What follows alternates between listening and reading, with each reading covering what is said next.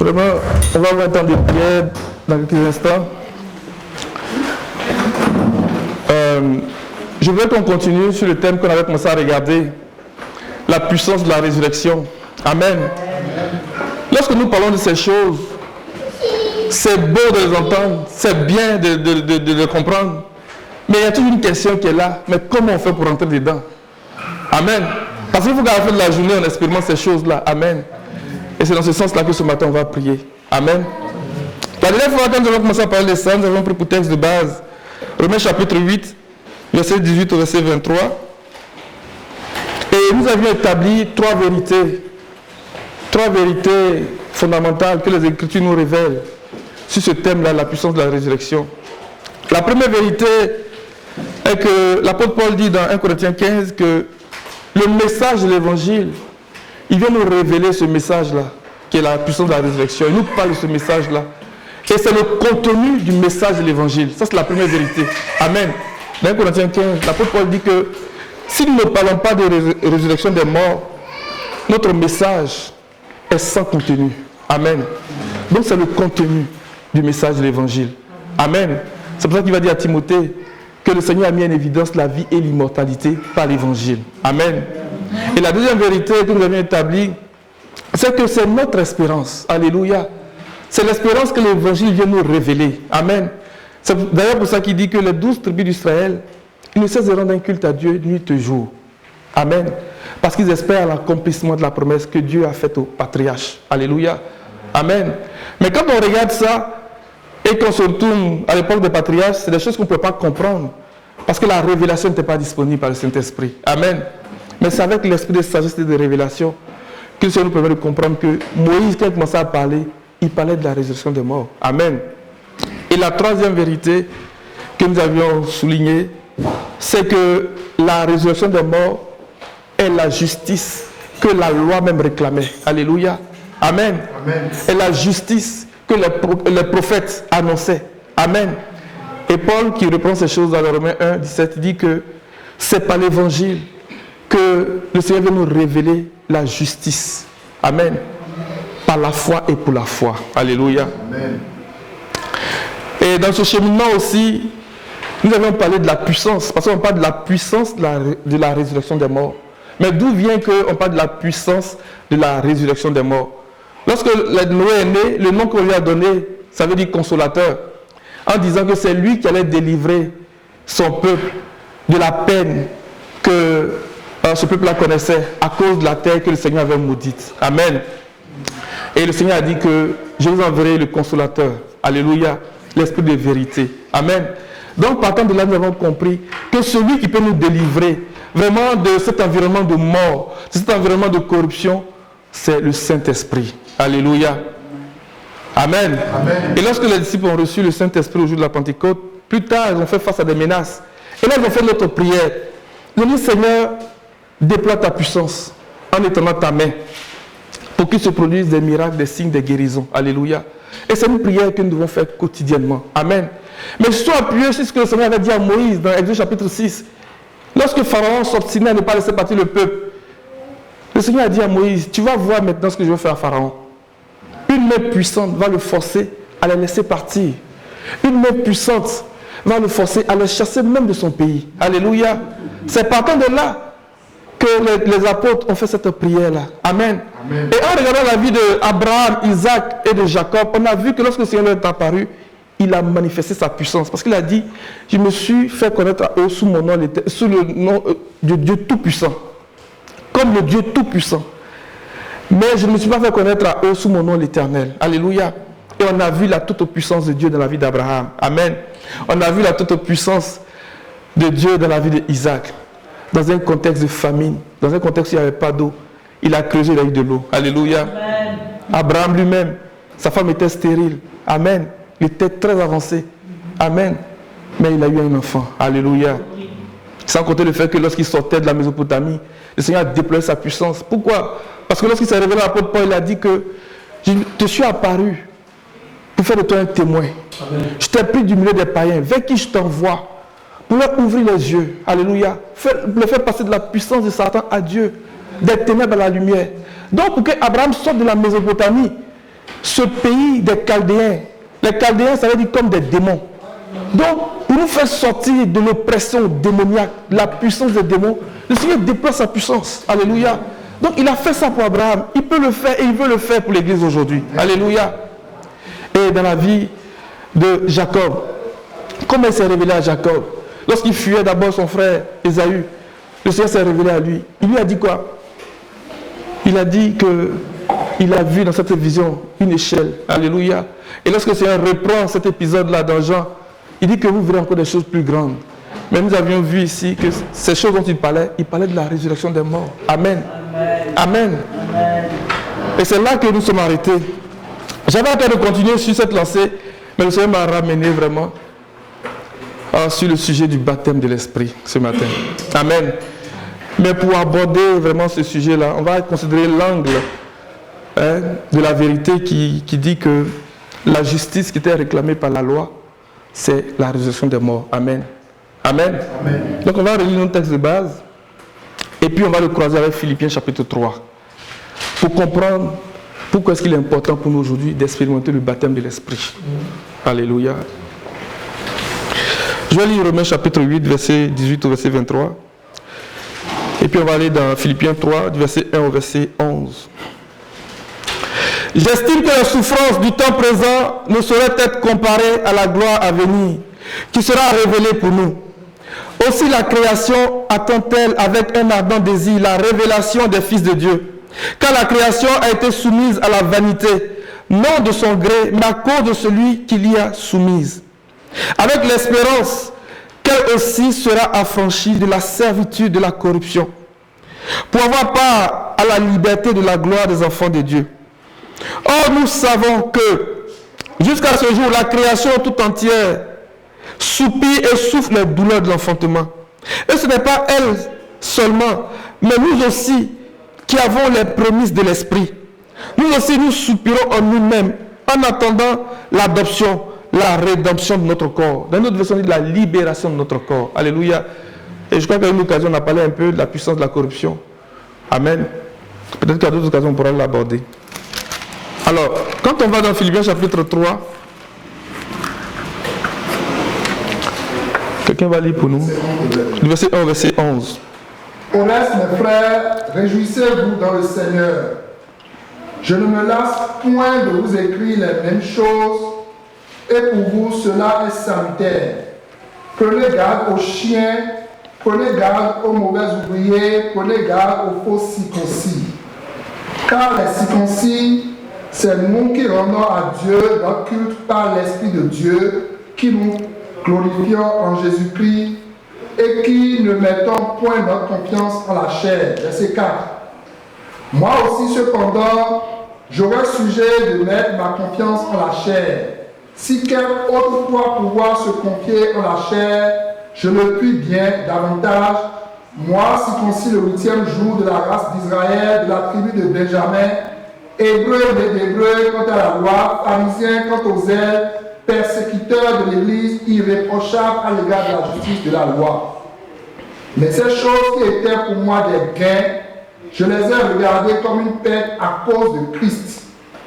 Et même, je regarde toutes choses comme une perte à cause de l'excellence de la connaissance de Jésus-Christ, mon Seigneur, pour lequel j'ai renoncé à tout, et je les regarde comme de la boue, afin de gagner Christ et d'être trouvé en lui, non avec ma justice, celle qui vient de la loi, mais avec celle qui s'obtient par la foi en Christ, la justice qui vient de Dieu par la foi, afin de connaître Christ et la puissance de sa résurrection et la communion de ses souffrances, en devenant conforme à lui dans sa mort, pour parvenir, si je puis, à la résurrection d'entre les morts.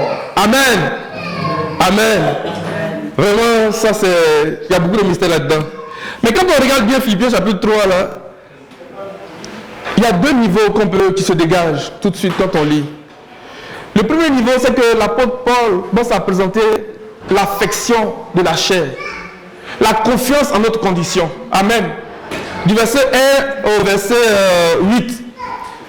Mais quand le Seigneur va commencer à ouvrir ses yeux, il va dire, je regarde toutes ces choses comme de la boue, comme de la perte. Alléluia.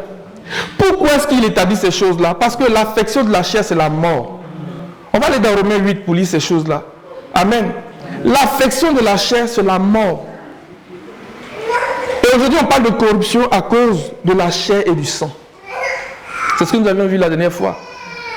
La puissance de la corruption, c'est à cause de la chair et du sang. C'est à cause de notre nature adamique. C'est à cause de notre condition. Amen.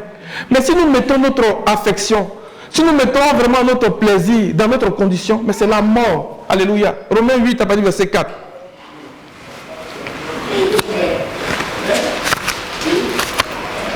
Et cela afin que la justice de la loi fût accomplie en nous qui marchons non selon la chair mais selon l'esprit.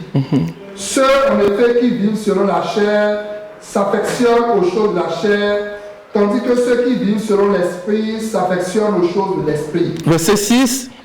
Et l'affection de la chair c'est la mort, tandis que l'affection de l'esprit c'est la vie et la paix. Amen. On va continuer la lecture, mais revenons encore dans Philippiens 3. Il dit, moi aussi, cependant, j'aurai sujet à mettre ma confiance en la chair. Et Romains 8 établit le fait que cette confiance en la chair, c'est la mort. C'est la mort. Amen. Mais quand on a lu tout à l'heure, Paul dit, je veux connaître Christ, la puissance de sa résurrection, en devenant conforme à lui dans sa mort, pour parvenir, si je puis, à la résurrection des morts. Donc comment je sors de cette condition de mettre mon affection dans la chair pour parvenir à la résurrection des morts? C'est ça qu'il est en train de nous enseigner ici. Amen. L'affection de la chair, c'est la mort. Le moi. Il dit c'est la mort. On va encore dans Romains 8, à partir du verset 7. Car l'affection de la chair est inimitié contre Dieu. Parce qu'elle ne se soumet pas à la loi de Dieu et qu'elle ne le peut même pas. Or, ceux qui vivent selon la chair ne sauraient plaire à Dieu. Pour vous, vous ne vivez pas selon la chair, mais selon l'esprit. Si du moins l'esprit de Dieu habite en vous. Si quelqu'un n'a pas l'esprit de Christ, il ne lui appartient pas. Et si Christ est en vous, le corps, il est vrai, est mort à cause du péché, mais l'esprit est vie. L'esprit est vie à cause de la justice. Et si l'esprit de celui qui a ressuscité Jésus, donc les morts, habite en vous, celui qui a ressuscité Christ, donc les morts, rendra aussi la vie à vos corps mortels, par son esprit qui habite en vous. Amen. Alléluia. Donc il présente ces choses-là à ce premier niveau de compréhension. L'affection de la chair, c'est la mort. Et ceux qui mettent leur confiance dans la chair ne peuvent pas plaire à Dieu. Amen. Et ne peuvent pas vivre d'une manière vraiment qui lui est agréable. Alléluia. Et donc il continue, à partir du verset 7, il dit, mais ces choses qui étaient pour moi des gains, je les ai regardées comme une perte à cause de Christ. Le résumé de ça, c'est vraiment dans Romains chapitre 4. Il pose une question, il dit, mais qu'est-ce qu'Abraham a obtenu par ses propres efforts, selon la chair? Amen. Romains 4, verset 1. Ce qu'Abraham a obtenu, c'est un fils qui est né selon la chair. Alléluia. Il a obtenu un fils qui est né selon la chair. Mais l'autre qu'il a obtenu par la justice qui vient de la foi, c'est l'enfant qui est né par l'esprit. Alléluia. Et le Seigneur veut que nous naissions par l'esprit. Amen. Amen. Lorsque nous mettons notre condition dans la chair, notre confiance dans la chair, nous ne pouvons pas naître de l'esprit. Or, il faut que ce fils-là naisse. Parce qu'au temps de Noé, on dit que c'est lui qui va nous délivrer de toute la peine que cette terre nous procure. Parce que l'Éternel l'a maudite. L'environnement humain est sujet à la mort. Il est soumis à l'inconsistance, à la vanité. Ce sont les épines et les ronces, ce sont les douleurs, ce sont les souffrances. C'est la mort partout. Partout. Même les animaux, les plantes, tout meurt à cause de Adam. Il faut que nous naissions par l'esprit. Vas-y, Romains 4. Que dirons-nous donc qu'Abraham, notre père, a obtenu selon la chair? Qu'est-ce qu'il a obtenu selon la chair? Mais il a eu un fils, qui est le fils de l'esclave. Or, aujourd'hui, l'humanité tout entière est esclave du péché. Le péché est le dominateur des peuples. Le péché, c'est le dominateur des peuples. Lorsque nous allons considérer l'histoire de Joseph, la Bible dit que au temps marqué par le Seigneur, le temps marqué là, c'est Christ. Alléluia. Galates 4, il dit au temps marqué, Dieu a envoyé son fils. Alléluia. Le temps marqué, c'est Christ. Au temps marqué pour Joseph, le Seigneur l'a justifié par sa parole. Et le dominateur des peuples l'a fait libérer. Il a ordonné qu'on ôte le fer à son cou et les chaînes à ses pieds. Alléluia. Et Paul nous révèle aujourd'hui que le dominateur des peuples, là, c'est le péché. Romains 5. Pour établir ça avant de continuer.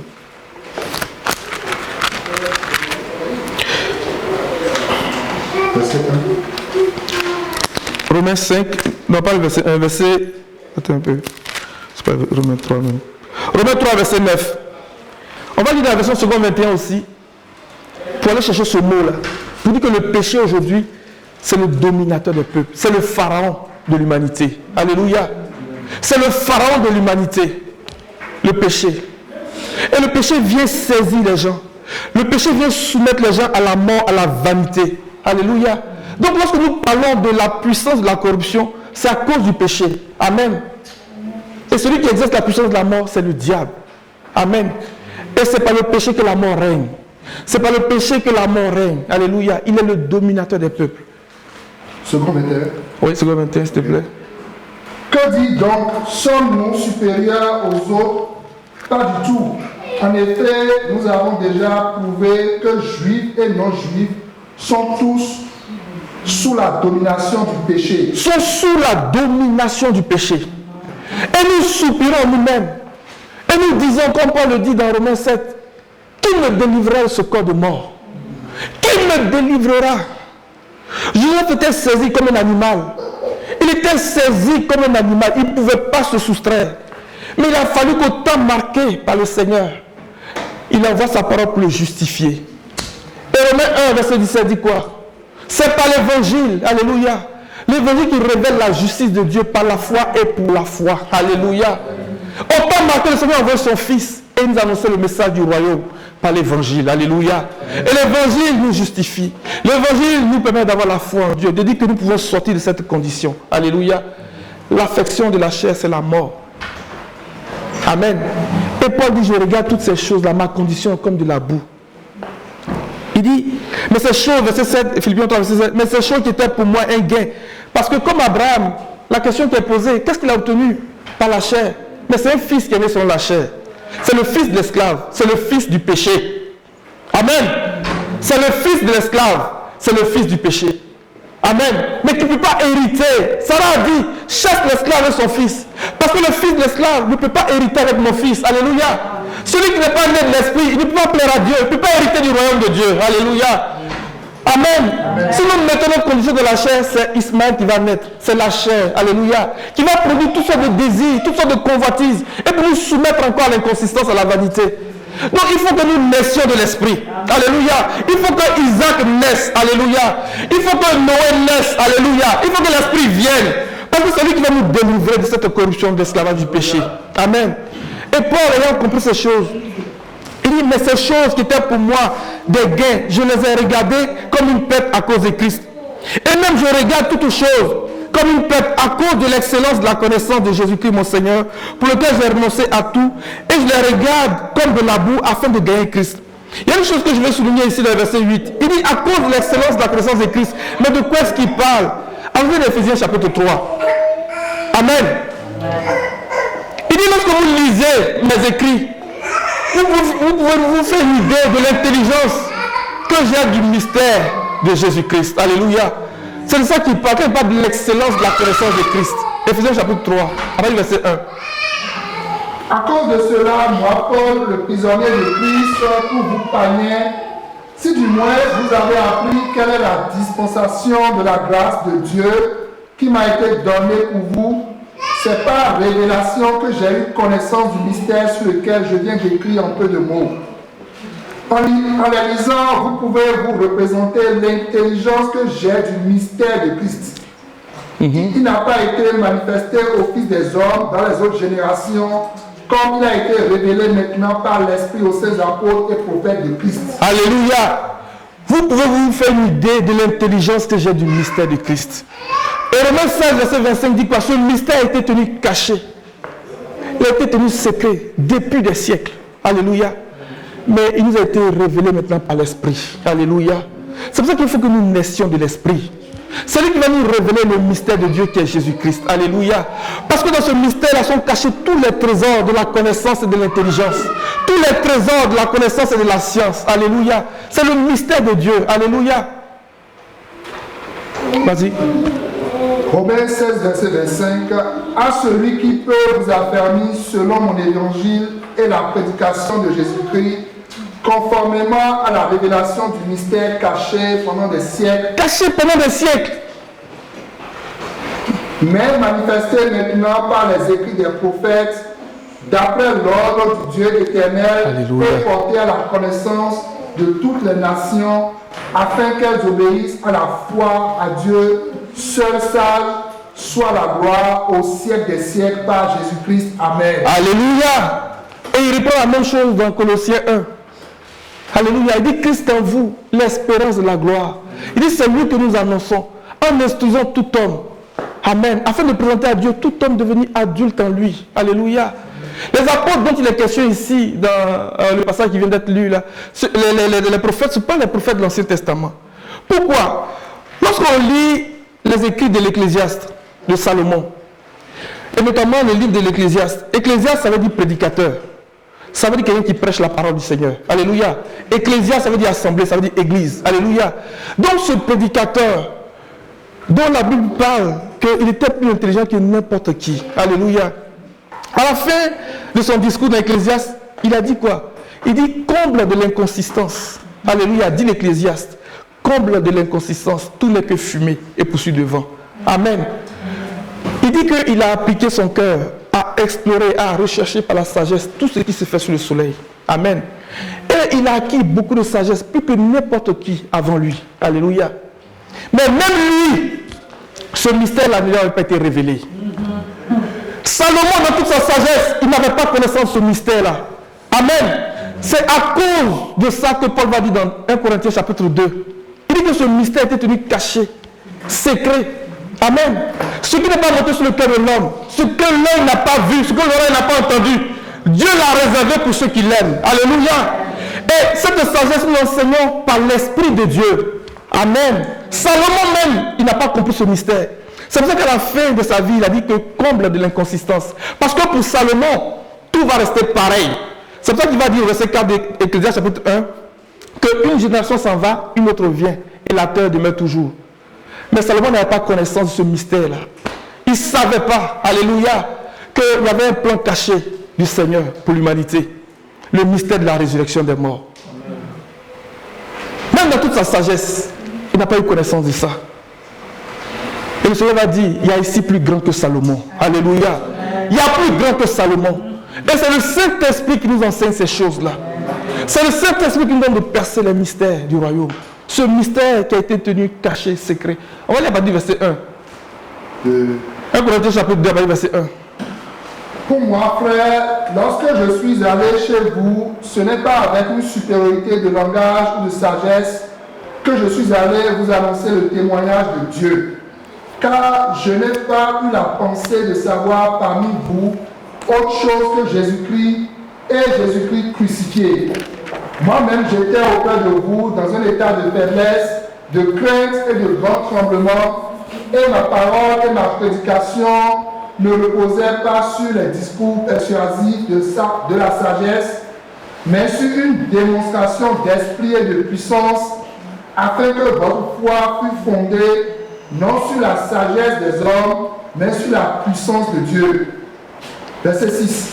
Cependant, c'est une sagesse que nous prêchons parmi les parfaits, sagesse qui n'est pas de ce siècle, ni des chefs de ce siècle, qui vont être anéantis.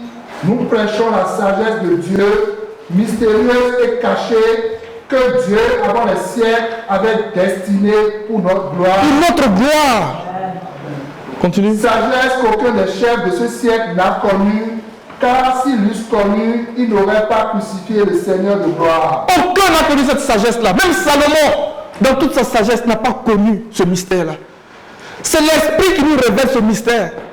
Donc quand Paul dit, quand vous lisez mes écrits, vous vous rendez compte de l'intelligence que j'ai du mystère de Christ. Il sait de quoi il parle. Et Et il va plus loin pour dire que ce mystère n'a pas été porté à la connaissance des prophètes de l'ancien temps. Alléluia. Comme il a été maintenant révélé par l'Esprit à ces saints apôtres et prophètes. Alléluia. Continue la lecture un peu plus. Verset 9.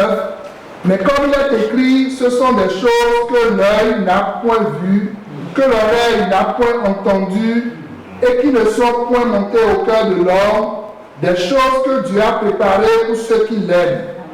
Dieu nous les a révélées par l'Esprit, car l'Esprit sonde tout, même les profondeurs de Dieu. L'Esprit sonde tout, même les profondeurs de Dieu. Salomon n'a pas eu connaissance de ce mystère. Dans toute sa sagesse, et regardez ce qu'il dit de lui-même dans Ecclésiaste chapitre 1. Je lis le verset 2.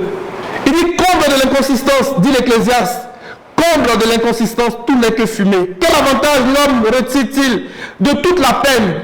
Pensons à Noé, quand on dit que c'est lui qui va nous délivrer de toute la peine. Quel avantage l'homme retire-t-il de toute la peine qui se donne sous le soleil? Une génération s'en va, une autre arrive, et la terre est toujours là. Pour lui, là, ça va rester comme ça. C'est pas possible. C'est pas possible. Et même à un moment donné, s'est posé la question, pour comprendre le sens de la vie. Il dit, mais est-ce que c'est ça? On naît, on grandit, on fait la vie et puis on meurt? Non. Il a commencé à rechercher le Seigneur. Alléluia. Il a compris qu'il y avait quelque chose. Il a recherché le Seigneur. Et la Bible dit qu'il était agréable à Dieu. Dieu l'a pris. Il n'a pas connu la mort de la tombe. Alléluia. Et que l'Ecclésiaste vient, il dit ces mêmes choses-là. Tout n'est que fumée, c'est la même chose, la même chose. Ce n'est pas la même chose, les amis. Dans toute sa sagesse, ce n'est pas sa même chose. Ce n'est pas la même chose parce que Dieu avait caché quelque chose pour nous, pour notre gloire. Amen. Je lis un peu des bouts de l'Ecclésiaste. Verset 12. Il dit, moi l'Ecclésiaste, j'ai été roi d'Israël à Jérusalem. J'ai appliqué mon cœur à rechercher et à explorer par la sagesse tout ce qui se fait sous le soleil. C'est une occupation pénible que Dieu réserve aux humains. Il dit, j'ai vu tout ce qui se fait sous le soleil et j'ai constaté que tout n'est que fumée et revient à poursuivre le vent. Nous ne poursuivons pas le vent, les amis. C'est pour ça que l'apôtre Paul va dire que si c'est pour cette vie seulement que nous sommes chrétiens, nous sommes les plus malheureux des hommes sur la terre. Parce que le message de l'évangile a un contenu. Et le contenu du message de l'évangile, c'est la puissance de la résurrection des morts. Alléluia. Dans le chapitre 2, verset 9, il lit à partir du verset 8. Il dit, j'ai même amassé de l'argent et de l'or, les richesses des rois et des provinces. Je me suis procuré des chanteurs et des chanteuses. Et ce qui fait le plaisir des hommes, des concubines en quantité. Je suis devenu grand, plus grand que n'importe qui avant moi à Jérusalem, sans rien perdre de ma sagesse. Je n'ai rien refusé à mes yeux de tout ce qu'il se réclamait. Je n'ai privé mon cœur d'aucune joie. En effet, mon cœur était réjoui par mon travail, ainsi de suite, ainsi de suite.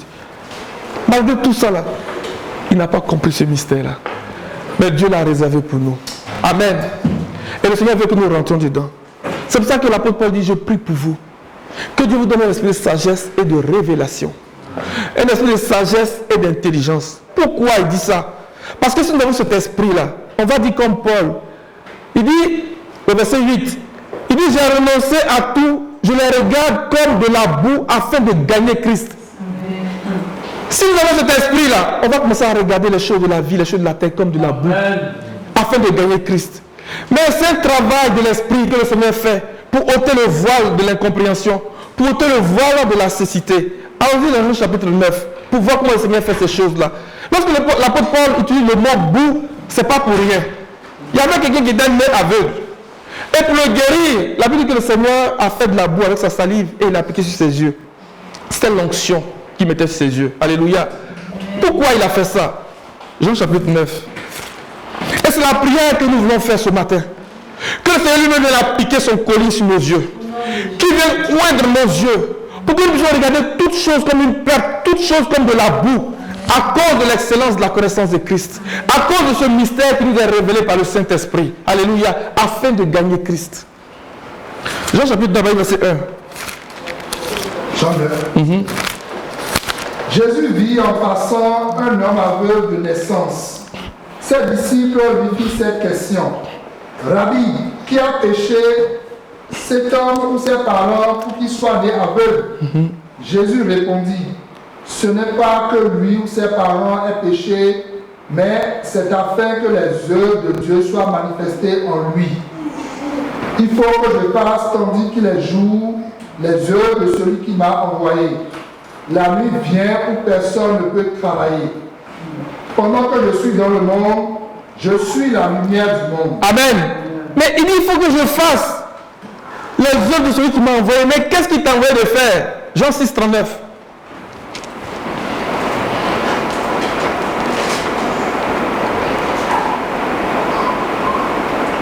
Or, la volonté de celui qui m'a envoyé, c'est que je ne perde rien de tout ce qu'il m'a donné, mais que je le ressuscite au dernier jour. Alléluia. Il faut que je le ressuscite au dernier jour. Amen.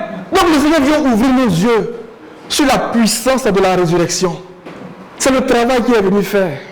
Il dit, il faut que je fasse pendant qu'il y a encore jour les œuvres de celui qui m'a envoyé. Mais quelles sont ces œuvres-là? Que je ne perde rien de ce qu'il m'a donné. Alléluia. Et que je le ressuscite au dernier jour. Alléluia. Lis un peu plus. Verset 40.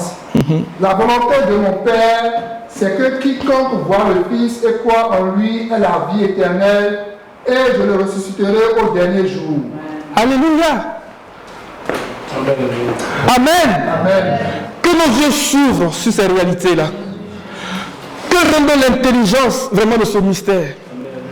Le mystère de la résurrection des morts, de la vie éternelle. Alléluia. Et plus tard, cet homme, quand il va voir le Seigneur dans le verset 35, Jésus apprit qu'il avait chassé. Et l'ayant rencontré lui dit, crois-tu au Fils de Dieu? Pourquoi? Parce qu'il dit que celui qui croit. Alléluia. Crois-tu au Fils de Dieu? Il répondit, qui est-il? Seigneur, afin que je croie en lui. Il dit, tu l'as vu.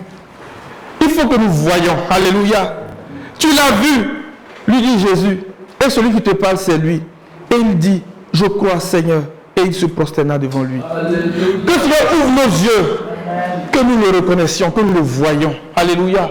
Que nous croyons en lui. Que nous croyons dans ce message-là. Alléluia. C'est le travail qu'il est venu faire. C'est pour ça que l'apôtre Paul dit, je regarde toutes choses comme de la boue. C'est pas pour rien, il a mis une boue là.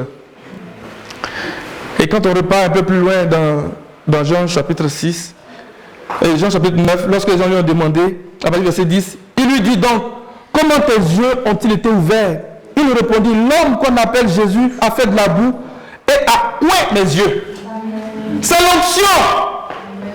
Quant à vous, l'onction que vous avez reçue vous enseigne toutes choses. Quant à vous, l'onction que vous avez reçue vous enseigne toutes choses. Et parce qu'elle est véridique, demeurez en elle. Alléluia. Amen. Amen. Dans Ésaïe chapitre 10, il dit que l'onction que nous avons reçue là, ça vient nous dégager du joug. Donc l'onction que je nous donne n'est pas pour rien, ce n'est pas pour faire joli. C'est pour nous décharger, c'est pour nous dégager de la puissance de la mort. Alléluia. On continue en Philippiens 3. Verset 9. Et d'être trouvé en lui, non avec ma justice, celle qui vient de la loi, mais celle qui s'obtient par la foi en Christ. La justice qui vient de Dieu par la foi. Afin de connaître Christ et la puissance de sa résurrection et la communion de ses souffrances, en devenant conforme à lui dans sa mort, pour parvenir, si j'ai pu, à la résurrection des morts. Le verset 10, Paul dit des choses vraiment puissantes. Mais comment on peut comprendre ça? La clé nous vient vraiment en devenant conforme à lui dans sa mort pour parvenir. C'est la clé qui va nous permettre de comprendre comment on connaît Christ et comment on expérimente la puissance de la résurrection. Comment est-ce qu'on devient conforme à Christ? Romains 6, à partir du verset 1. C'est par le baptême en Jésus-Christ. C'est par le baptême en Jésus-Christ. Donc le baptême que nous recevons, ce n'est pas pour faire joli. C'est lui qui nous permet d'être conforme à Jésus-Christ. Alléluia. C'est lui qui nous donne d'expérimenter la conformité en sa mort et en sa résurrection. Amen. Amen. C'est pour ça qu'Élie a commencé à prier. Il a dit, réponds-moi par le feu. Alléluia. Lorsque nous recevons le baptême de l'Esprit, la Bible dit que lorsqu'il est descendu sur l'Holocauste, non seulement il a absorbé toute l'eau qui était dans le fossé, donc il vient assécher en nous la nature de la corruption. Alléluia. Il vient comme une puissance. Il vient réduire à l'impuissance vraiment la chair et ses désirs. Et il nous donne de marcher par l'esprit. Ne pas accomplir les œuvres de la chair. C'est vraiment puissant. Romains 6. Que dirons-nous donc? Demeurions-nous dans le péché afin que la grâce abonde? Loin de là. Nous qui sommes morts au péché, comment vivions-nous encore dans le péché? Comment on est mort au péché? Et pourquoi faut-il que le péché meure? Parce que la mort règne par le péché. Donc il faut qu'on soit libéré du péché. Amen. Amen. Donc continue mon frère. Verset 3. Ignorez-vous que nous tous qui avons été baptisés en Jésus-Christ, c'est en sa mort que nous avons été baptisés? Amen. Reprends s'il te plaît la lecture. Verset 3, Romains 6. Ignorez-vous que nous tous qui avons été baptisés en Jésus-Christ, c'est en sa mort que nous avons été baptisés? Nous tous qui avons été baptisés en Jésus-Christ, c'est en sa mort que nous avons été baptisés. Regardez maintenant, il explique au verset 4. Nous avons donc été ensevelis avec lui par le baptême en sa mort, afin que comme Christ est ressuscité des morts par la gloire du Père, Alléluia. de même nous aussi, nous marchons en nouveauté de vie. Alléluia, alléluia, alléluia. Quand on vient dans Philippiens 3, verset 10, on le reprend. Afin de connaître Christ et la puissance de sa résurrection et la communion de ses souffrances, en devenant conforme à lui dans sa mort. Mais comment on devient conforme à lui dans sa mort? C'est ça que Paul vient de dire ici. C'est par le baptême en Jésus-Christ. Est-ce qu'on comprend? Est-ce qu'on comprend? Amen. Amen. Lorsque nous expérimentons le baptême en Jésus-Christ, nous devenons conformes à lui dans sa mort, mais aussi nous expérimentons sa résurrection. Alléluia. C'est par le baptême en Jésus-Christ. Alléluia. On va faire encore du chemin là-dessus. Quand on va dans Luc 12, verset 49, verset 50, à un moment donné, Jacques et Jean, son frère, sont venus voir le Seigneur. Dans certains évangiles, on dit que c'est sa mère, c'est leur maman qui est venue avec eux. Et puis le Seigneur lui a demandé, mais qu'est-ce qu'il y a? Que veux-tu que je fasse? Et elle a dit, que mes deux fils que voici soient assis l'un à ta droite, l'un à ta gauche, quand tu viendras régner. Amen. Et le Seigneur a dit, mais tu ne sais pas ce que tu demandes. Et il va faire du chemin là-dessus pour dire que, est-ce que vous pouvez boire la coupe que je vais boire ou bien être baptisé du baptême que je vais être baptisé? Alléluia. Mais la demande de cette femme-là n'était pas absurde. Pourquoi? Être assis l'un à la droite, l'un à la gauche du Seigneur, c'est assis dans les lieux célestes. Alléluia. C'est pour ça qu'Éphésiens 2, verset 6 dit quoi? Il nous a ressuscités et fait asseoir avec lui dans les lieux célestes en Jésus-Christ. Au-dessus de toute domination, au-dessus de toute autorité, au-dessus de tout nom qui se peut nommer. Non seulement dans ce siècle présent, mais aussi dans ce siècle à venir. Alléluia. Mais cette parole, elle est puissante parce que c'est ce que le Seigneur a dit dans Genèse 1, verset 28. Amen. Faisons l'homme à notre image et à notre ressemblance. Qu'il domine sur toute la création. C'est ça en fait. Donc c'est par le baptême qu'on rentre dans ces choses-là. C'est par le baptême qu'on rentre dans ces choses-là, les amis. Donc quand on demande le baptême, quand on demande l'esprit, c'est pas parce que c'est à la mode. C'est pas pour faire joli. Mais pour parvenir, si je puis, à la résurrection des morts. Parce que le baptême qui vient sur nous comme une puissance. Amen. Il vient pour engloutir le péché. Il vient pour réduire à l'impuissance ce corps de mort, ce corps de péché. Alléluia. Et pour nous donner de marcher, de vivre en nouveauté de vie. Alléluia. Parce que le péché règne dans nos membres. L'apôtre Paul dit que par mon intelligence, je suis esclave à la loi de Dieu. Mais je découvre que dans mes membres, il y a une autre loi qui lutte avec la loi de mon intelligence. Alléluia. Donc je fais le mal que je ne veux pas. Et je ne fais pas le bien que je veux. Alléluia. Il dit malheureux que je suis. Qui me délivrera? Donc le Seigneur va le baptême en Jésus-Christ pour nous délivrer, pour nous débarrasser de ce corps-là. Alléluia. Et nous vivons par l'Esprit pour plaire à Dieu. Amen. Et comme le Seigneur lui-même l'a expérimenté ce baptême-là, nous sommes conformes à lui dans sa mort. C'est une mort que nous expérimentons. La mort au péché. C'est ça qu'il est question. Mais nous expérimentons aussi la puissance de sa résurrection. Luc 12. Verset 49. Ah, verset 49. Je ne sais pas si on peut lire deux versets plus haut. Verset 47. Le serviteur qui, ayant connu la volonté de son maître, n'a rien préparé et n'a pas agi selon sa volonté, sera battu d'un grand nombre de coups. Mais celui qui, ne l'ayant pas connu, a fait des choses dignes de châtiment, sera battu de peu de coups. On demandera beaucoup à qui l'on a beaucoup donné, et on exigera davantage de celui à qui l'on a beaucoup confié. Verset 49. Verset 49. Je suis venu jeter un feu sur la terre et qu'elle a désiré s'il est déjà allumé. Ce n'est pas un feu pour semer du trouble, c'est le feu de l'esprit. Je suis venu jeter un feu sur la terre. Élie a prié, il a invoqué le Seigneur pour que le feu descende. Alléluia. Et au jour de la Pentecôte, j'ai reçu l'esprit comme des langues de feu. Amen. Mais cette vision avait été révélée à Ézéchiel des années auparavant. Il dit qu'il a vu le ciel s'ouvrir. Alléluia. Il a vu une grosse nuée et une gerbe de feu. Alléluia. Amen. Et qu'est-ce qu'il a vu du milieu du feu? Il a vu des êtres vivants qui avaient un aspect éclatant. Parce que la nature avait changé. C'était plus pareil. Alléluia. Il est venu pour jeter un feu sur la terre. Et il soupira à ce que cela soit accompli. Parce que c'est lui qui va venir nous accompagner dans ce processus-là. Continue, verset 50. Il a un baptême dont je dois être baptisé.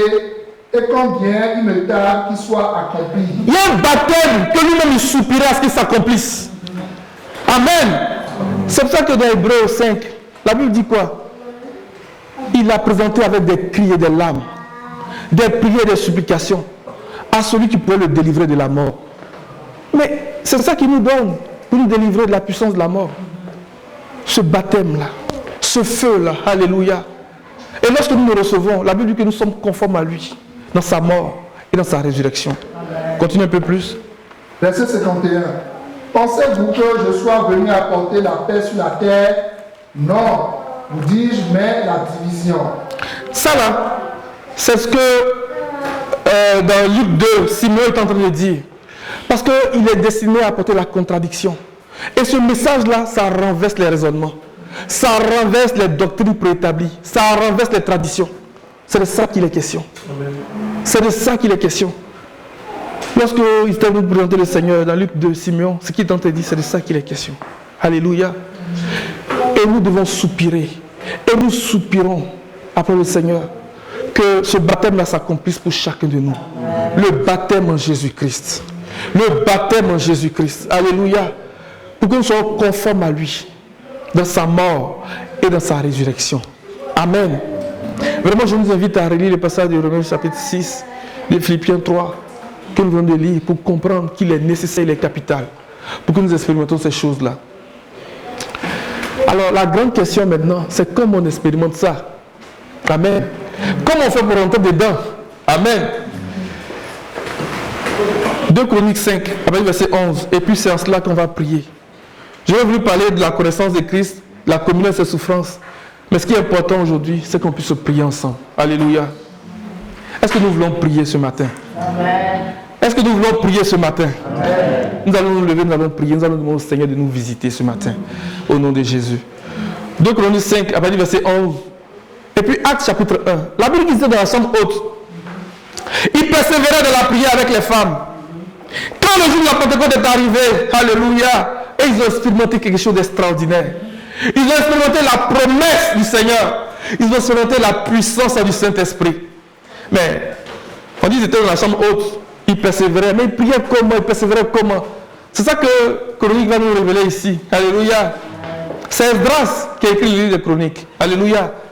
C'est Esdras. Esdras était prêtre et scribe de l'Éternel. La Bible dit qu'il a appliqué tout son cœur à apprendre la loi du Seigneur, à la mettre en pratique et à l'enseigner aux autres. C'est lui qui a écrit les livres des Chroniques. Et il raconte ce qui s'est passé dans la chambre haute. Mais quand il raconte, il tente d'annoncer cela par l'esprit de la prophétie. Au moment où les sacrificateurs sortirent du lieu saint, car tous les sacrificateurs présents s'étaient sanctifiés sans observer l'ordre des classes, et tous les Lévites qui étaient chants, Asaph, Éman, Jéduin, leurs fils et leurs frères, revêtus de byssus, se tenaient à l'orient de l'autel avec des cymbales, des luttes et des harpes, et avaient auprès d'eux 120 sacrificateurs sonnant des trompettes. Ils avaient 120 sacrificateurs qui sonnaient de la trompette. Alléluia. Nous sommes en train de sonner de la trompette par la parole du Seigneur. Et pendant que nous sonnons de la trompette, il y avait un groupe de sacrificateurs qui étaient des chantres, qui avaient des instruments et qui chantaient, qui adoraient. Ils étaient 120. Regardez ce qui va se passer. Pendant que la parole prophétique est en train de sonner, et pendant que nous adorons le Seigneur, Pendant que nous louons, nous célébrons le Seigneur, il y a quelque chose qui se passe. Alléluia. Il y a quelque chose qui se passe. Ça, c'est l'époque, mais c'est l'épisode qui rappelle, après la construction du temple, lorsqu'ils sont allés rapporter l'arche de l'Alliance de l'Éternel dans le sanctuaire. Amen. C'est après ça que nous nous retrouvons ici. On n'a pas lu plus haut, mais c'est un peu le contexte qui est là. Verset 13. Et lorsque ceux qui sonnaient les trompettes et ceux qui chantaient, s'unissant d'un même accord, pour célébrer et pour louer l'Éternel, firent retentir les trompettes, les cymbales et les autres instruments et célébrèrent l'Éternel par ses paroles. Car il est bon, car sa miséricorde durera toujours. Ça, c'est pas. Ça, quand on lit ça comme ça, là, c'est qui est dans le cas, il est bon, quand ça me regarde toujours, il y a beaucoup de choses dedans. Il a dit à Moïse, je vais faire passer devant toi toute ma bonté, toute ma miséricorde. Alléluia. Et le psalmiste qui nous rappelle que chaque matin, le Seigneur nous rassasie de son image. Et Moïse lui-même dans sa prière, dans le psaume 90, verset 14, il dit que tu nous rassasies de ta bonté chaque matin. C'est sa parole. Mais son image là, c'est qui? Il a dit faisons l'homme à notre image et à notre ressemblance. Hébreu 1 dit quoi? Le Fils est l'image du Dieu invisible. C'est pour ça que le Seigneur va dire, celui qui mange ma chair et boit mon sang a la vie en lui-même. Alléluia. L'image dont il est question, c'est le Fils, c'est le Seigneur Jésus-Christ. Alléluia. C'est pour ça qu'il dit que tu nous rassasies de ton image chaque matin.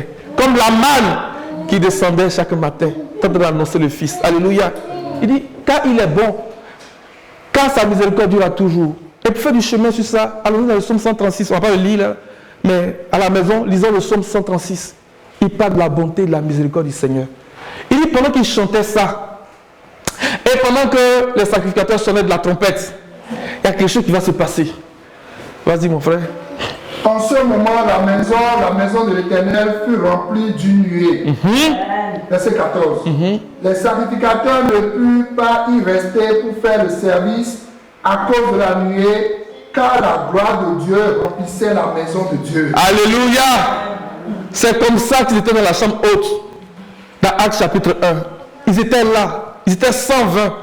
Mais quand on lit dans Actes chapitre 1, on cite le nom des ministères. Amen. Parce que c'est eux qui sonnent la trompette. Parce que ce n'est pas seulement eux, il y avait les femmes aussi avec eux. Et c'est le total de toutes ces personnes fait 120. Mais la Bible prend le soin, le Seigneur prend le soin de souligner le nom des ministères. Alléluia. Le nom des ministères, c'est vraiment important, les ministères que le Seigneur suscite, qu'il donne à l'église. Parce que lorsqu'ils sonnent la trompette et qu'ils sont habités dans les champs, commence à exalter la puissance du Seigneur. La nuée descend. La présence du Seigneur descend. La présence du Seigneur descend. Et elle remplit le lieu où ils sont assemblés. Elle remplit le lieu où ils sont assemblés. Et nous expérimentons la fête de la Pentecôte. Nous expérimentons le baptême en Jésus-Christ. On va encore relire dans la version 2 21, le 2 Chroniques 5. Et on va prier. On va prier ce matin. On va prier ce matin, les amis. Que le Seigneur nous visite. Parce que nous voulons être conformes à lui, dans sa mort et dans sa résurrection. Or, c'est par le baptême en Jésus-Christ qu'on expérimente ça. Donc, demandons au Seigneur de nous baptiser. C'est fini. Alléluia. La version seconde maintenant, il y a pas dit verset 11, 2 Chroniques 5. Les prêtres sortis du lieu saint. En effet, tous les prêtres présents s'étaient consacrés sans tenir compte de l'ordre des classes. La consécration, c'est vraiment important. C'est vraiment important. Ils s'étaient consacrés. Amen. Continue mon frère. Tous les Lévites qui étaient musiciens, Asaph, Émon, Jéduin, leurs fils et leurs frères se tenaient habillés de fin lin à l'est de l'autel avec des cymbales, des luttes et des harpes. Alléluia. Ils étaient habillés de fin lin. Le fin lin, ce sont les œuvres justes des saints. Que le Seigneur nous habille. Qui nous habille, qu'on soit chante ou pas, que le Seigneur nous habille de fin lin, éclatant et pur. Amen.